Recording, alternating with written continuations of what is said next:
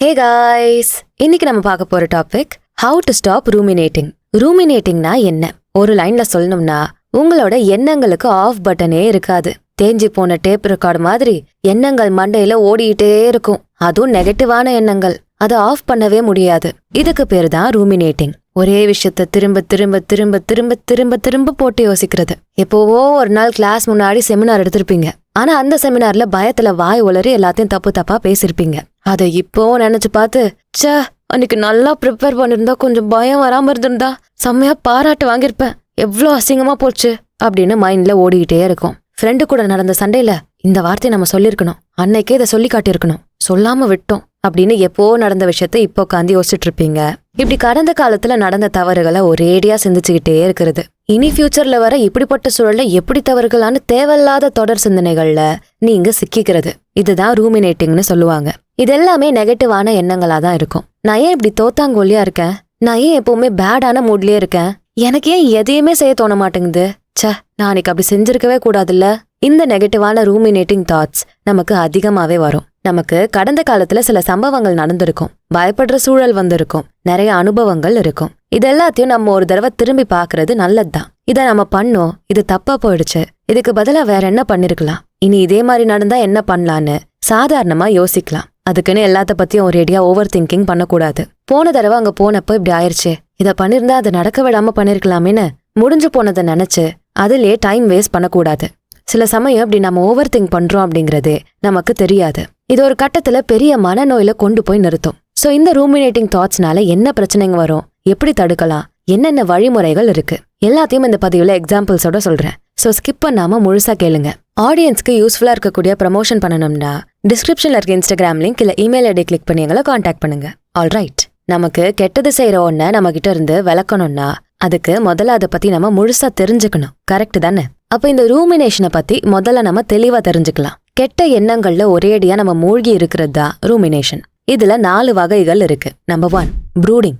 எது தப்போ அதுல மட்டும் கவனம் செலுத்தி தான் மேல இருக்க நம்பிக்கையை இழக்கிறது. பிளஸ் செஞ்ச தப்ப பத்தி மட்டுமே யோசிக்கிறது, அதை சரி செய்ய முயற்சி பண்றது கிடையாது. இதனால கிடைக்கிற ரிசல்ட் என்னவா இருக்கும்னா, ஃபுல்லாவே நம்ம நெகட்டிவான உணர்வுகளுக்குள்ள மூழ்க ஆரம்பிச்சிருவோம். இவங்களுக்கு தான் இது நடக்கும்னு இல்ல, எந்த ஏஜ்ல இருக்கவங்களுக்கும் வேணாலும் இது நடக்கலாம். இந்த ப்ரூடிங் பண்றவங்களுக்கு தன்னோட வாழ்க்கை மேல திருப்தியே இருக்காது. இது ஒரு நெகட்டிவான ரூமினேஷன் டைப் தான். உதாரணம் சொல்லணும்னா, ஸ்கூல் படிக்கிற ஒரு பையன் படிப்புல அந்த அளவு பெஸ்டா இல்ல, முக்கியமா மேக்ஸ்ல ஃபெயில் ஆயிட்டே இருக்கான். இது அவனோட தன்னம்பிக்கைய முழுசா குறைச்சிருது. தன்னோட தோல்விய பத்தி சிந்திக்காம அவனால இருக்கவே முடியல. மேக்ஸ் டெஸ்ட்ல எடுத்த மார்க்கு, தான் ஃபெயிலா போனது, எப்படி எல்லா கொஸ்டினுக்கும் தப்பா ஆன்சர் எழுதுனா, இதையே திரும்ப திரும்ப அவன் மைண்ட்ல பிளே பண்ணி பாத்துக்கிட்டே இருக்கான். இம்ப்ரூவ் ஆகணும்னு ட்ரை பண்ணாம தன் ஒரு ஃபெயிலியரா மட்டுமே பாக்குறான். அவ்வளவுதான், இனி நமக்கு ஸ்கூல் செட் ஆகாதுன்னு முடிவெடுக்கிறான். சோ இனி எந்த இடத்துல தோல்வியை பார்த்தாலும் அவ்வளவுதான், இதுவும் நமக்கு வரலன்னு யோசிப்பான். இந்த மாதிரி தன்னோட தோல்வியை பத்தி மட்டுமே யோசிக்கிறது ஆபத்தானது. அடுத்து நம்பர் 2, ரிஃப்ளெக்ஷன். ஏன் இந்த சம்பவம் நடந்தது, எப்படி இதை சரி பண்றது, இப்படி பிரச்சனைகளை தீர்க்கறதுல கவனம் செலுத்துறது, தன்னோட அனுபவங்கள்ல இருந்து நிறைய கத்துக்கிறது. இது ஆட்டோமேட்டிக்கா நம்மளோட வளர்ச்சிக்கு வழிவகுக்கும். பிளஸ் நாம நினைச்சதை அடைய வைக்கும். இது பாசிட்டிவ் டைப் ரூமினேஷன். அடுத்து நம்பர் 3, இன்ட்ரூசிவ் ரூமினேஷன். இதுதான் ரொம்ப மோசமான டைப். தேவையே இல்லாத, நடக்கவே நடக்காத ஒண்ணு சிந்திச்சுக்கிட்டே இருக்கிறது. இல்லனா ஏற்கனவே நடந்த அப்செட் பண்ண சம்பவத்தை திரும்ப திரும்ப நினைச்சு பார்த்து வருத்தப்பட்டுக்கிட்டே இருக்கிறது. இப்படி தேவையில்லாத ஒண்ணு சிந்திக்கிறப்போ நம்ம என்னதான் ட்ரை பண்ணி நிறுத்த நினைச்சாலும் அந்த சிந்தனையை நிறுத்த கஷ்டமா இருக்கும். இதே நினைச்சு ஸ்ட்ரெஸ் ஆகுற சூழல் உருவாகிடும். ரொம்ப மோசமான நெகட்டிவ் டைப் ரூமினேஷன் இது. உதாரணத்துக்கு, டிராபிக் ரூல்ஸை மீறி கார் ஓட்டுனதால ஒருத்தனுக்கு ஆக்சிடென்ட் ஆயிருச்சு. அந்த ஆக்சிடென்ட்ல பெருசா அடி இல்ல, பண்ணது தப்புதான், அதனாலதான் இப்படி ஒரு ஆக்சிடென்ட். இனி இப்படி ரூல்ஸை மீறக்கூடாது, கவனமா இருக்கணும்னு லெசன்ஸை கத்துக்கிட்டு மூவ் ஆன் ஆகி போகணும். ஆனா ஒரேடியா அந்த ஆக்சிடென்ட பத்தியே யோசிச்சுட்டு கார்ல போகாம இருக்கிறது, காரை பார்த்தாலே பயப்படுறது, அடிக்கடி அந்த கார் கிராஷை யோசிக்கிறது, அந்த சத்தத்தை ஃபீல் பண்றது, கற்பனையில அந்த ஆக்சிடென்ட பாக்குறது, இதை செஞ்சிருக்க கூடாதேன்னு அதையே யோசிச்சு வேற எதுலையுமே கவனம் செலுத்தாம இருக்கிறது. இதுதான் இன்ட்ரூசிவ் ரூமினேஷன். கிட்டத்தட்ட கராத்தே கிட் படத்துல வர ஜாக்கி சான் மாதிரிதான். அதுல ஜாக்கிக்கு கார் ஆக்சிடென்ட் ஆயிடும். அந்த ஆக்சிடென்ட நினைச்சு குடிச்சு வருஷம் காரை ரிப்பேர் பண்ணி அந்த காரை திரும்ப திரும்ப உடைப்பாரு. அந்த ஆக்சிடென்ட நினைச்சு நெகட்டிவ் ஆகி என்ன பண்ணனு தெரியாம ஆக்சிடென்ட்டுக்கு காரணமா இருந்த அந்த காரை திரும்ப ரிப்பேர் பண்ணி உடைச்சுக்கிட்டே இருக்காருன்னா ரூமினேட்டிங் தாட்ஸ் அவரை எவ்வளவு அஃபெக்ட் பண்ணிருக்கும். இந்த இன்ட்ரூசிவ் ரூமினேஷன் ரொம்ப ரொம்ப மோசமானது. அடுத்து நம்பர் 4, டெலிபரேட் ரூமினேஷன். பிரச்சனை என்னன்னு அதை ஆழமா கவனிச்சு புரிஞ்சுக்கிறது. இந்த சூழல் நடந்ததுக்கு இது காரணமா இருக்கலாம் அப்படின்னு புத்தியோட யோசிக்கிறது. சோ ஆட்டோமேட்டிக்கா இதுக்கான தீர்வு என்னன்னு கிடைச்சிரும். இது ஒரு பாசிட்டிவ் டைப் ரூமினேஷன். இந்த 4 வகை ரூமினேஷனும் வெவ்வேறு ஃபிளேவர்ஸ்ல நடக்கும். அதாவது சிலர் வேலையை பத்தி ரூமினேட் பண்ணுவாங்க, சிலர் பணம், ஆரோக்கியம், சுத்தி நடக்கிற விஷயங்கள், இப்படி வெவ்வேறு பேட்டர்ன்ஸ்ல ரூமினேஷன் நடக்கும். முக்கியமா ரிலேஷன்ஷிப்ல தான் இது அதிகமா நடக்கும். எதுக்கு நான் இவளை கல்யாணம் பண்ணணும், எதுக்கு இவரை போய் லவ் பண்ணணும் அப்படின்னு இனி பெட்டரா லைஃபை வாழாம நான் பார்ட்னரை சூஸ் பண்ணதே தப்புன்னு அந்த நெகட்டிவ் எண்ணங்கள்ல மூழ்கிடுவாங்க. இல்ல பிரேக்கப் ஆயிடுச்சுன்னா அதுலயே பைத்தியமா இருப்பாங்க.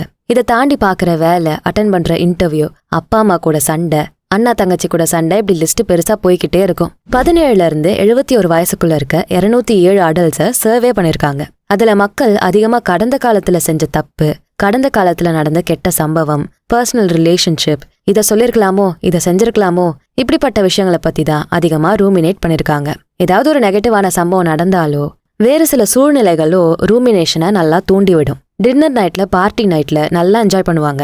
அங்க வேற யாரோ சண்டை போட்டுட்டு இருக்கிறத பார்த்ததும் கடந்த காலத்துல அவங்க போட்ட சண்டைகள் எல்லாம் யோசனைக்கு வந்துகிட்டே இருக்கும். இந்த ரூமினேஷனை எல்லைய கடந்து போனா இது ஒரு வகையான மனநோயாவும் மாறிடும். இதுக்கான சில அறிகுறிகள் இருக்கு. முன்னாடியே இதை நோட் பண்ணி சரி பண்ணிட்டோம்னா இது மனநோயா மாறுறதுல இருந்து தடுக்க முடியும். எல்லா சூழல்லையும் உடனே ஒரு நெகட்டிவ் விஷயத்தை புடிச்சுக்கிட்டு வருத்தப்படுறது, டிப்ரெஷன், தூக்கமின்மையால கஷ்டப்படுறது, மயக்கம், தலைவலி, வயிறு வலி மாதிரியான உடல் பிரச்சனைகள் வர்றது, எல்லாமே தலை மேல பாரமா இருக்க மாதிரி ஃபீல் பண்றது, தசை வலிகள், நடுக்கம் ஏற்படுறது, இதய துடிப்பு எந்நேரமும் அதிகமாவே இருக்கிறது, மூச்சை விட முடியாம கஷ்டப்படுறது, வேர்வை அதிகமா இருக்கிறது, செரிமான பிரச்சனைகள், பசியின்மை இல்ல ஓவரா பசிக்கிறது, வருத்தம், எரிச்சல், மந்தமா இருக்கிறது, கான்சென்ட்ரேட் பண்ண முடியாம கஷ்டப்படுறது, எதை செய்யறதுக்கும் மோட்டிவேஷன் இருக்காது, ரொம்ப மோசமா தற்கொலை பண்ணிக்கிற எண்ணங்கள்லாம் வரும். இது எல்லாமே நம்மளோட தினசரி வாழ்க்கையை அஃபெக்ட் பண்ணும். சாப்பிடுறது, தூங்குறது, வேலை பார்க்கறது எல்லாத்தையும் அஃபெக்ட் பண்ணும். இந்த அறிகுறிகள் எல்லாம் இருந்ததுன்னா உடனே ரூமினேட் பண்றதை தடுத்து நிறுத்தணும். நீங்க ரூமினேட் பண்ணிக்கிட்டு இருக்கீங்கன்னா 3 வழி இருக்கு. 1, கடந்த காலத்துல நடந்த நெகட்டிவான சம்பவங்களை யோசிச்சுக்கிட்டு இது உன்னாலதான் நடந்துச்சுன்னு உங்களையே பிளேம் பண்ணிப்பீங்க. 2, இப்ப நடக்கிற சம்பவங்கள் எல்லாத்தையும் நெகட்டிவான வழியில பாப்பீங்க. 3, எதிர்காலத்துல எல்லாம் தப்பாதான் நடக்க போகுதுன்னு நம்பிக்கையே இல்லாம இருப்பீங்க. சோ பாஸ்ட், பிரசன்ட், ஃபியூச்சர் இது 3ஐயும் சார்ந்துதான் ரூமினேஷன் இருக்க போகுது. இந்த சைக்கிளை பிரேக் பண்ணணும். பாஸ்ட்ல இருந்து வெளியே வரணும். பிரசன்ட் மொமெண்ட்டை பாசிட்டிவா பார்க்கணும். ஃபியூச்சர் பத்தி பாசிட்டிவா மட்டுமே யோசிக்கணும். டிப் நம்பர் 1, எது உங்களை ட்ரிகர் பண்ணுதுன்னு கண்டுபிடிக்கணும். நம்மள ஒரு கெட்ட விஷயத்துல இருந்து பாதுகாக்கணும்னா அந்த கெட்ட விஷயத்த பத்தி முழுசா அவேரா இருக்கணும். அதை பத்தி நல்லா தெரிஞ்சுக்கணும். எதனால இது நடக்குதுங்கிற வேற காரணத்தை தெரிஞ்சுக்கணும். சடனா நீங்க நெகட்டிவான எண்ணங்கள்ல மாட்டிக்கிட்டீங்கன்னா எதனால இது ட்ரிகர் ஆகிருக்குன்னு கவனிங்க. மேபி ஏதாவது சண்டைய பார்த்திருப்பீங்க, கடந்த கால சம்பவம் ஞாபகம் வந்திருக்கலாம். சோ இங்க சண்டை தான் உங்களை ட்ரிகர் பண்ணுது. ரியல் லைஃப் எக்ஸாம்பிள சொல்லணும்னா ஹாரி பாட்டர் புக்ஸ் எழுதின J.K. ரவுலிங்க சொல்லலாம். அவங்க இவ்ளோ பெரிய சக்சஸை பாக்குறதுக்கு முன்னாடி லைஃப்ல நிறைய ஃபேஸ் பண்ணாங்க. வேலை போயிருச்சு, அம்மா இறந்தாங்க, டிவோர்ஸ் ஆச்சு, இப்படி தொடர்ந்து நடந்த கெட்ட சம்பவங்கள் எல்லாம் அவங்கள டிப்ரெஷனுக்குள்ள கொண்டு போயிடுச்சு. தொடர்ந்து நெகட்டிவா மட்டுமே சிந்திக்க வச்சுது, ரூமினேட் பண்ண வச்சுது. இப்போ எதனால அவங்களுக்கு ரூமினேஷன் நடக்குது, எது ட்ரிகர் பண்ணுதுன்னு தெரிஞ்சுக்கணும். 1, அவங்க அதிகம் தனிமையில இருந்தாங்க. யாரோட சப்போர்ட்டுமே இல்லாம தனியா மட்டுமே இருந்ததுனால அவங்க இன்னும் நெகட்டிவா சிந்திக்க ஆரம்பிச்சாங்க. 2, பணம். ரொம்ப மோசமான நிலைமையில இருக்காங்க. பணம் இல்ல, நெக்ஸ்ட் லைஃபை ரன் பண்ண முடியாது. சோ காசை பத்தி யோசிக்கிறப்போ அடுத்து வாழ்க்கை ரொம்ப மோசமா இருக்க போகுதுங்கிற நெகட்டிவான எண்ணங்கள் வருது. ரூமினேஷன் நடக்குது. அடுத்து 3, ரிஜெக்ஷன். தான் எழுதின ஸ்கிரிப்ட்ஸை யாருமே பப்ளிஷ் பண்ண விருப்பப்படல. சோ இதுவும் ரூமினேஷனை நல்லா ட்ரிகர் பண்ணுச்சு. தனிமை, பணம், ரிஜெக்ஷன் இந்த 3ம் தான் அவங்களோட ரூமினேட்டிங் தாட்ஸை பயங்கரமா தூண்டுச்சு. இத கண்டுபிடிச்சிட்டாங்க. நம்மளோட நெகட்டிவான எண்ணங்கள் தான் நம்மள முன்னேற விடாம வச்சிருக்கு. சுத்தி நடக்கிற சில விஷயங்களும் நம்மள இன்னும் நெகட்டிவா சிந்திக்க வைக்குதுன்னு முதல்ல உஷாராகுறாங்க. அப்புறம் எது நம்மள தூண்டுதுன்னு யோசிக்கிறாங்க. தனிமை, பணம், ரிஜெக்ஷன் இந்த 3ஐயும் கண்டுபிடிக்கிறாங்க. சோ தனிமையில இருந்து வெளியே வந்து எல்லாரோடையும் சகஜமா பழக ஆரம்பிக்கிறாங்க. தினமும் இவ்வளவு எழுதணும், இதெல்லாம் செய்யணும்னு டெய்லி ருட்டீனை செட் பண்றாங்க. இதுலயே அவங்களுக்கு டைம் ஓடுது. சோ நெகட்டிவா சிந்திக்க அவங்களுக்கு நேரமே இல்ல. அதிகமா கேஃபேஸ்ல டைம் ஸ்பெண்ட் பண்ணாங்க. இங்க சுத்தி சத்தம் இருக்கும், பிளஸ் நிறைய மக்கள் கூட இருக்க மாதிரி இருக்கு. இதனால அவங்களுக்கு ரூமினேட்டிங் தாட்ஸ்ல இருந்து டிஸ்ட்ராக்ட் ஆக முடிஞ்சது. முதல்ல நமக்கு என்ன நடக்குதுன்னு தெரியணும். இது நடக்க எது ட்ரிகர் பண்ணுதுன்னு தெரியணும். நெக்ஸ்ட் டைம் உங்களுக்கு இந்த ரூமினேட்டிங் தாட்ஸ் வரப்போ ஒரு நிமிஷம் ஸ்டாப் பண்ணி எதுக்காக நான் இப்ப இந்த மாதிரி யோசிச்சேன்னு அதை டிடெக்டிவ் மாதிரி கண்டுபிடிங்க. இதுக்கு முன்னாடி என்ன பண்ணிட்டு இருந்தோம், எங்க இருந்தோம், என்ன டைம், தனியா இருந்தோமா இல்ல யார் கூடயாவது ஒன்னா இருந்தோமா, இப்படி ரூமினேஷன் தாட்ஸ் வர்றதுக்கான காரணங்களை கண்டுபிடிச்சா இனி அந்த காரணங்களை தவிர்க்க முடியும். உங்க ஃப்ரெண்டு கூட பேசிட்டு வந்த அன்னைக்கு ஃபுல்லா ரூமினேட்டிங் தாட்ஸ் உங்க மைண்ட்ல ஓடிக்கிட்டே இருக்கு அப்படின்னா இனி அந்த ஃப்ரெண்டோட பேசுறத, டைம் ஸ்பெண்ட் பண்றத தவிர்த்துக்கணும். ஏன்னா அவங்க தான் உங்களை மட்டமா ஃபீல் பண்ண வைக்கிறாங்க. சோஷியல் மீடியால அதிக நேரம் ஸ்பெண்ட் பண்ணக்கூடாது. நைட்டு தூங்க போறதுக்கு முன்னாடி நியூஸ் எல்லாம் பார்க்காதீங்க. அதுவே பயத்தை இன்னும் தூண்டி ஓவர் திங்கிங் பண்ண வைக்கும். சோ முதல்ல இதனால இது நடக்குதுன்னு ட்ரிகர்ஸை கண்டுபிடிக்கணும். அடுத்து நம்பர் 2, உங்களை நீங்க டிஸ்ட்ராக்ட் பண்ணணும். கார்ல போயிட்டு இருக்கீங்க, போற ரூட்டே சரியில்லை, ஏதோ இருட்டா இருக்கு, ஆபத்தா ஃபீல் ஆகுது. உடனே என்ன பண்ணுவீங்க? கியரை மாத்தி போட்டு வண்டியை வேற பக்கம் திருப்பிடுவீங்க, ரைட்டா? இதே தான் இங்கேயும் பண்ணணும். எப்பெல்லாம் ரூமினேட்டிங் தாட்ஸ் வருதோ அப்பெல்லாம் உஷாராகி உங்களை நீங்க டிஸ்ட்ராக்ட் பண்ணணும். அப்பதான் சைக்கிளை பிரேக் பண்ண முடியும். உதாரணத்துக்கு உங்க ஃப்ரெண்டுக்கு ஃபோன் பண்ணி பேசலாம், இல்ல ஃபேமிலி மெம்பர்ஸ் கிட்ட பேசலாம். வீட்டுல வேலைகள் இருக்கும், பாத்திரம் கழுவுறது, கிளீன் பண்றது, இந்த வேலைகளை பார்க்கலாம். மியூசிக் கேட்கலாம், படம் பார்க்கலாம், இல்லைன்னா ஏதாவது படங்கள் வரையணும், நல்ல புக்கு ரீட் பண்ணலாம், பட் என்ன எக்ஸசைஸ் ஏதாச்சும் பண்ணலாம். இப்படி உங்களை நீங்களே டிஸ்ட்ராக்ட் பண்ணிக்கணும். அடுத்து நம்பர் 3, ஆக்ஷன். மைண்ட்ல ஒரே நெகட்டிவ் தாட்ஸா திரும்ப திரும்ப வந்துகிட்டே இருக்குன்னா அந்த ஒவ்வொரு நெகட்டிவ் தாட்டையும் நோட் எடுத்து எழுதுங்க. ஒவ்வொன்னையும் நல்லா கவனிங்க. அதை நிறுத்துறதுக்கான ஆக்ஷனை எடுக்கணும். ராம் இப்பதான் காலேஜ் படிப்பை முடிஞ்சிட்டு முதல் முறையா வேலைக்கு போறான். ஸ்டெடியா வருமானத்தை ரெடி பண்ணாம இப்ப என்கிட்ட காசு இல்லையே, அவசியமான செலவுகளை பண்ண முடியாது, இனி எதிர்காலத்துல ஏதாவது அவசர செலவுகள் வந்தா என்னால மேனேஜ் பண்ண முடியாது, ஃபியூச்சருக்கு சேர்த்து வைக்க காசு இல்லையே, இப்படி அதை நினைச்சே பயப்படுறான். இப்போ இவன் என்னென்ன நெகட்டிவான எண்ணங்கள் எல்லாம் வருதோ அதெல்லாம் பேப்பர் பென் எடுத்து நோட் பண்ணி ஆக்ஷன் பிளான் போடணும். ராமோட நெகட்டிவ் எண்ணங்களை பிரேக் டவுன் பண்ணி பார்க்கலாம். ஃபர்ஸ்ட் ஒன், என்கிட்ட வாடகை கட்ட பணம் இல்ல. இப்போ இவன் என்ன பண்ணணும்னா டீட்டெயில்டா மந்த்லி பட்ஜெட்டை போட்டு எவ்வளோ வரவு எவ்வளோ செலவுன்னு கணக்கு போடணும். மாசம் 10,000 ரூபாய் சம்பளம்னா எவ்வளோ செலவாகுதுன்னு கணக்கு போடணும். செகண்ட் ஒன், அவசர தேவைக்குனால பணம் சேமிக்க முடியாது. இதுக்கு என்ன செய்யணும்னா இப்பெல்லாம் பேங்க்ல ஆட்டோமேட்டிக் டிரான்ஸ்ஃபர் செட் பண்ணிக்கலாம். சேவிங் அக்கௌண்ட் ஒன்று ஓபன் பண்ணிட்டு மாசம் 1000-2000ன்னு அதுல ஆட்டோமேட்டிக்கா பணம் டிரான்ஸ்ஃபர் ஆகிற மாதிரி செட் பண்ணிட்டா அவன் பார்த்து சேவ் பண்ண வேண்டியதில்லை, தானா பணம் அக்கௌண்ட்டுக்கு போயிடும். அடுத்து தேர்டு, என்னோட ஃபினான்சஸை எப்படி மேனேஜ் பண்ணணும்னு தெரியல. ஃபினான்சஸை மேனேஜ் பண்றதுக்கு நிறைய வெப்சைட்ஸ் இருக்கு, கோர்சஸ் இருக்கு, அதெல்லாம் கத்துக்கலாம். இல்லையா, உங்க ஃபினான்சஸை மேனேஜ் பண்றதுக்குன்னு பிளானரு, ஆப்பு இதெல்லாம் இருக்கு. உங்க சம்பளம் எவ்வளோ, வரவு செலவு கணக்கு இதெல்லாம் ஆட் பண்ணா அதுவே தானா ட்ராக் பண்ணி மேனேஜும் பண்ணிரும். அவ்வளவுதான். இப்போ உட்காந்து வருமான செலவு கணக்க போடணும். எங்கெல்லாம் தேவையில்லாம செலவு பண்றான்னு பார்த்து அதை கட் பண்ணணும். மாசம் 1000 ரூபாய் சேவிங்ஸ் அக்கௌண்ட்டுக்கு ஆட்டோ டிரான்ஸ்ஃபர் ஆகணும். பர்சனல் ஃபினான்ஸ் கத்துக்க ஒரு கோர்ஸ்ல சேரணும், இல்லைன்னா ஆப்பு பிளானர் ஏதாவது யூஸ் பண்ணணும். இதை மட்டும் ராம் செஞ்சுட்டாலே போதும், அவனோட காசு இல்லைங்கிற ரூமினேட்டிங் எண்ணங்கள்ல இருந்து அவன் வெளிவர முடியும். ஆனா ஆக்ஷன் தான். பிளானை மட்டும் போட்டுக்கிட்டு உட்கார்ந்தா வேலைக்காகாது. செலவை கம்மி பண்ணணும்னா எங்கெல்லாம் வேஸ்டா செலவாகுதுன்னு கவனிச்சு வெளியே சாப்பிடுறது தவிர்க்கலாம். மாசம் தேவைக்கு மீறி ரீசார்ஜை கம்மி பண்ணலாம். இப்படி ஆக்ஷன்ஸ் எடுக்கணும், ஸ்டெப்ஸ் எடுத்து வைக்கணும். அடுத்து நம்பர் 4, நேச்சர் கூட ஒன்னாகணும். 2014ல நடத்தப்பட்ட ஒரு ஸ்டடி படி தினமும் இயற்கையான இடத்துல 90 நிமிடங்கள் வாக் பண்ற மக்களுக்கு ரூமினேஷனுக்கான சிம்டம்ஸ் ரொம்ப குறைவா இருக்காம். நேச்சர் கூட அதிக நேரம் செலவு செய்யாத மக்களுக்கு ரூமினேட்டிங் தாட்ஸ் ரொம்ப அதிகமா இருக்காம். சோ அதிகமா இயற்கை கூட டைம் ஸ்பெண்ட் பண்ணணும். தினமும் பீச் பக்கம் இல்ல பச்சை பசேல்னு மரங்களா இருக்க பார்க்கு பக்கம்லாம் வாக்கிங் போகணும். வெளியெல்லாம் போக முடியலனா கூட வீட்லயே செடிகளை வளங்க, அதுவும் இயற்கை தானே.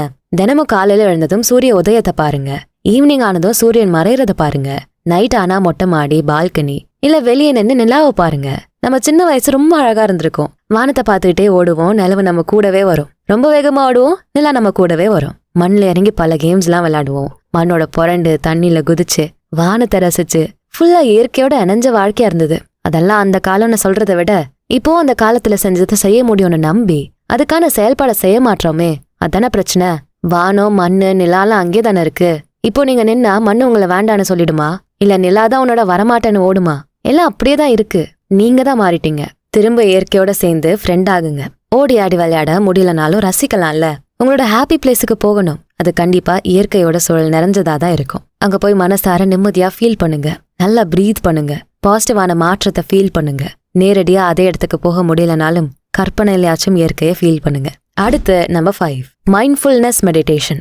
இந்த ரூமினேஷன் அப்படிங்கிறது ஒரு லூப் மாதிரி. நெகட்டிவ் தாட்ஸோட சுழல்ல நம்ம சிக்கிப்போம். இந்த சுழல்ல இருந்து வெளியே வரணும்னா மனசை ஒரு நிலைப்படுத்தணும், அமைதிப்படுத்தணும். அதுக்கான டெக்னிக் தான் இந்த மைண்ட்ஃபுல்னஸ் மெடிடேஷன்.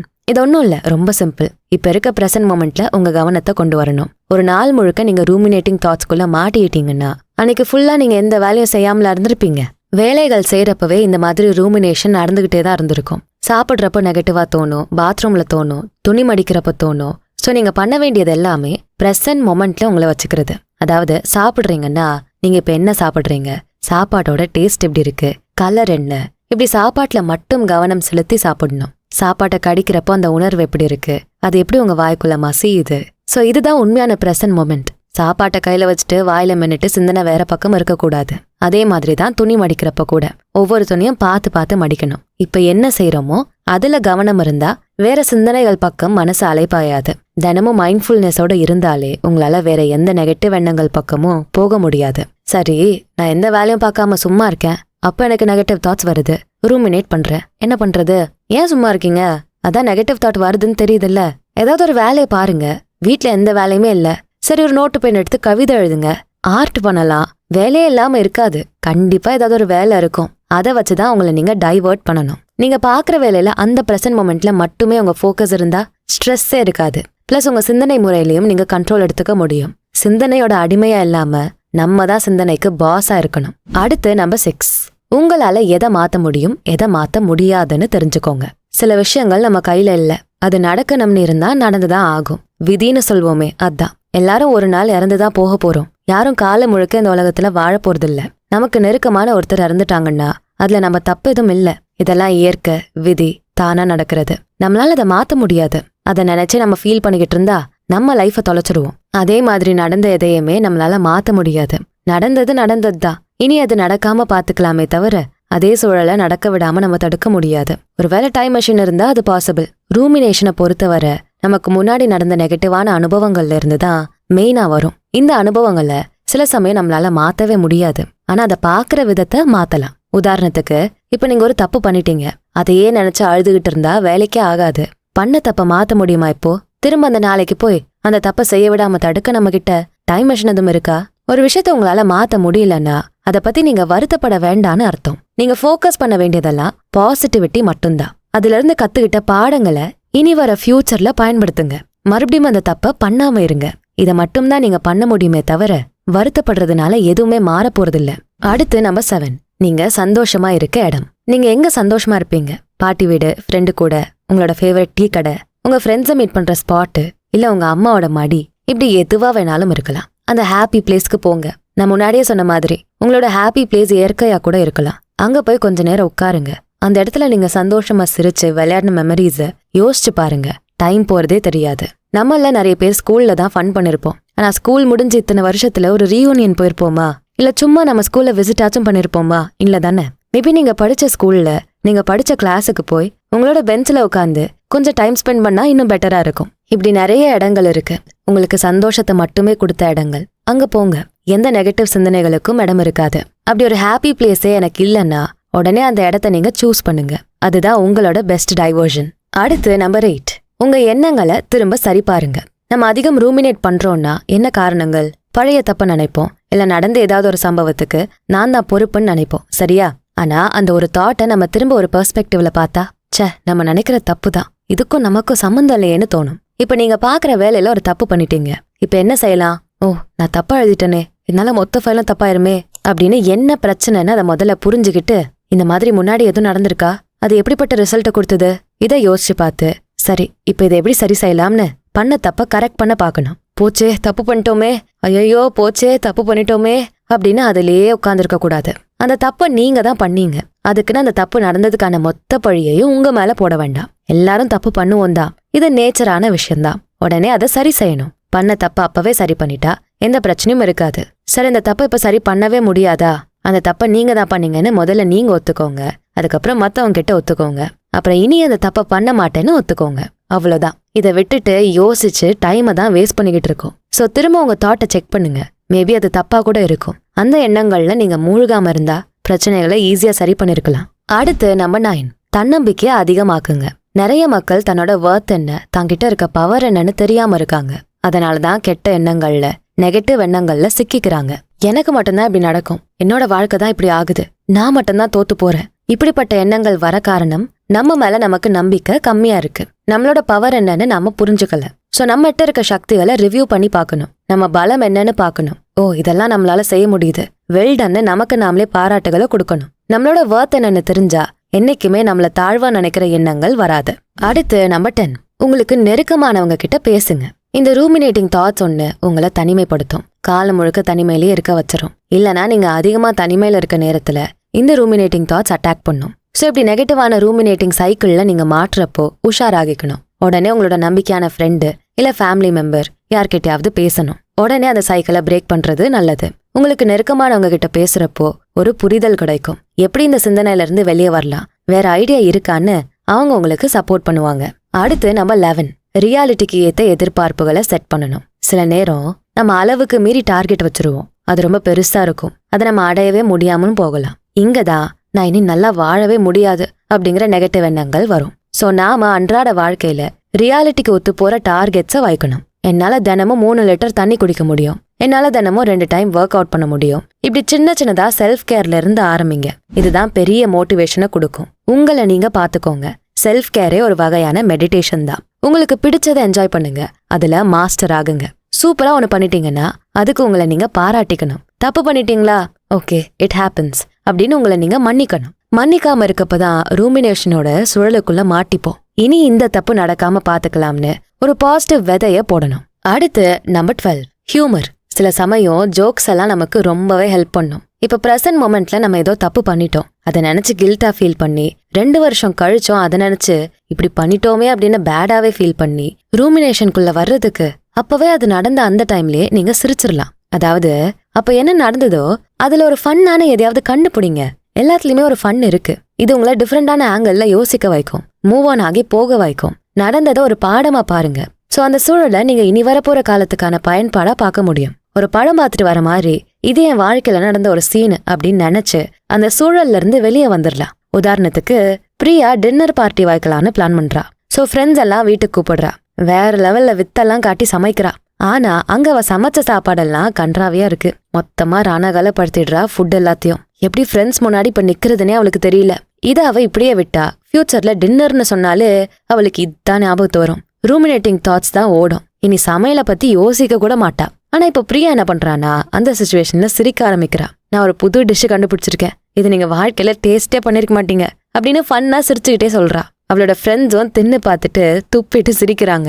உடனே ஃப்ரெண்டுல ஒவ்வொருத்தவங்களும், ஆனா நீயாவது பரவாயில்ல, கேசரியில சர்க்கரையாவது போட்டிருக்க, நான்லாம் உப்பு போட்டு சமைச்சேன் தெரியுமா, அப்படியே கருகியும் போச்சு, இந்தாங்க டேஸ்ட் பாருங்க, இது என்னன்னு சொல்லுங்கன்னு மீம்ஸ் எல்லாம் பத்தி பேசிக்கிறாங்க.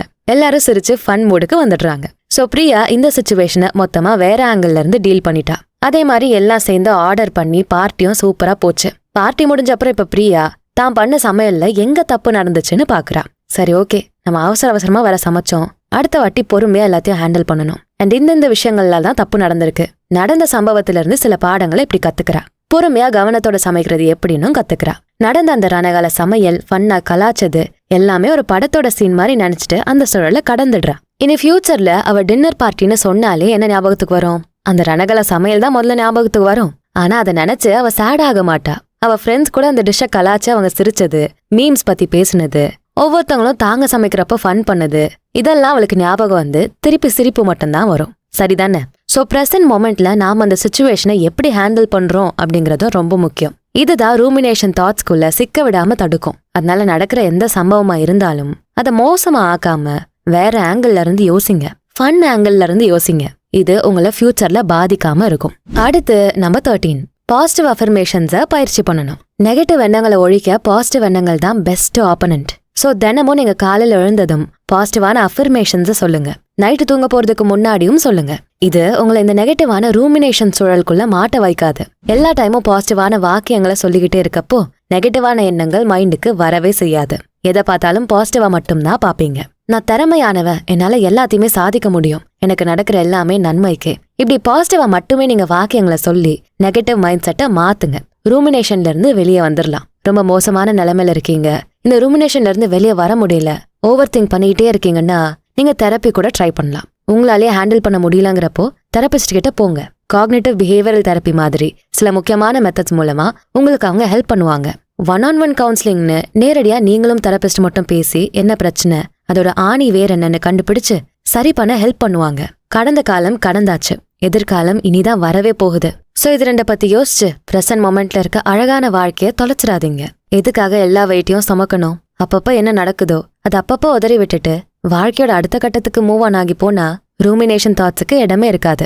இந்த மாதிரி ரூமினேஷன் தாட்ஸால அஃபெக்ட் ஆகி இருந்திருக்கீங்க, நெகட்டிவ் எண்ணங்களோட சூழல்ல மாட்டிருக்கீங்க. ஆனா இப்போ அதுல இருந்து வெளியே வந்து பெட்டரான வாழ்க்கை வாழறீங்கன்னா உங்களோட டிப்ஸை கமெண்ட்ஸ்ல சொல்லுங்க. மத்தவங்களுக்கும் ரொம்ப பயனுள்ளதா இருக்கும். இந்த வீடியோ உங்களுக்கு பிடிச்சிருந்தா இதுக்கு ஒரு லைக்கை போட்டுட்டு உங்க ஃப்ரெண்ட்ஸ் அண்ட் ஃபேமிலிக்கு ஷேர் பண்ணுங்க. நம்ம channels beyond ordinary and body and soul Tamil ரெண்டுத்துக்கும் சப்ஸ்கிரைப் பண்ணிட்டு பெல் ஐக்கானை அழுத்துருங்க. நான் உங்களை அடுத்த வீடியோல பாக்குறேன். நன்றி.